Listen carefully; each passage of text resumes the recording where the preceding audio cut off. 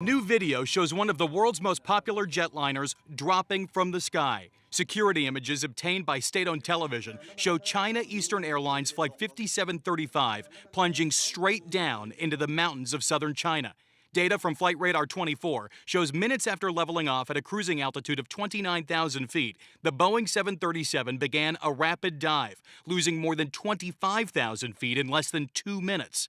China state media says all 132 people on board were killed. This is what they would have heard in the cockpit. Retired airline pilot Mark Weiss teaches in this Boeing 737 simulator. He notes the plane in question was a Boeing 737-800, which lacks the technology behind the crashes of the 737 MAX. It's probably one of the safest airplanes ever built. This was the model before the MAX.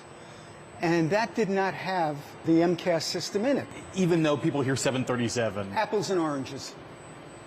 Same airplane, different problem. What was supposed to be a less than 2-hour flight from Kunming to Guangzhou crashed in heavy forest, making access for rescuers difficult. Witnesses say they saw no smoke coming from the jetliner until it hit the ground. The 737-800 is the second most common airliner in the world. There are more than 4,500 worldwide, including almost 800 in the United States. China Eastern Airlines is now grounding its entire 737-800 fleet.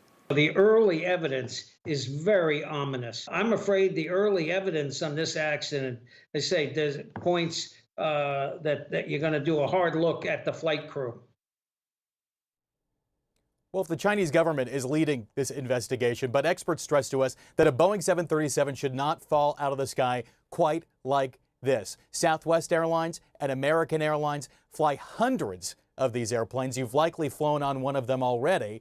What's also interesting here is that this data shows this flight did this steep dive, then climbed back up just below 10,000 feet. Then that dive continued once again. That's something that investigators will no doubt zero in on once they recover the flight data recorder and the cockpit voice recorder. Both had not been found yet. CNN's Stephen Jiang joins me now live from Beijing with more on this. So, Stephen, the video is horrifying, showing this plane falling from the sky. What is the latest on the investigation, and when might we know more about the cause of this? Well, Rosemary, dozens of investigators arriving at the scene now facing this daunting task of trying to locate, identify, and collect all the pieces of debris from this fallen aircraft scattered across this mountainside. Obviously, their most important urgent task right now remains to be trying to find the plane's two so-called black boxes. It's a flight data recorder and cockpit voice recorder, which could hold crucial information about how this plane behaved and what was being said between the pilots during those final moments before this deadly crash. Now, obviously, as you mentioned, because the plane is a Boeing jet, there is also a U.S. team already assembled, led by that investigator from National Transportation Safety Board, but joined by representatives from Boeing and GE, the engine maker, as well as the Federal Aviation Administration. It's not clear right now if and when this U.S. team will be allowed to come here to China. So that's why it's really critical to have smooth information sharing between the Chinese and U.S. teams. Now, obviously, given how this plane supposedly crashed, that almost vertical nosedive and the high-speed impact with the ground you mentioned, it is just very hard to imagine to find any survivors now.